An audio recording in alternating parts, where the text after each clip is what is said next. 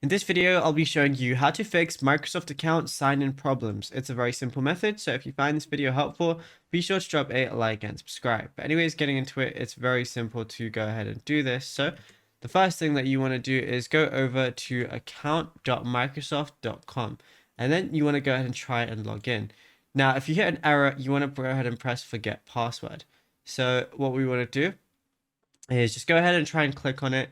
And yeah, like I said, just hit the forget password section. It might ask you for your email or phone number or anything like that. Now, the second thing you do is force sync your Windows system time.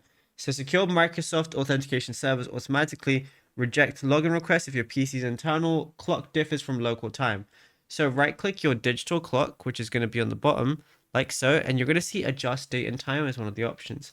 Now you want to make sure to set the time zone and set the time automatically.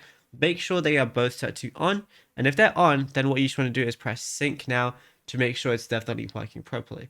The final thing you can do is repair the native Windows account sync. So what we want to do is, while we're still in settings after that, is go over to accounts. Now click on email and accounts, which is going to be one of the options.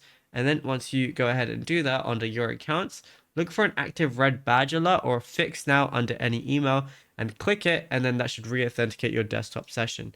Now, if you found this video helpful, drop a like and subscribe.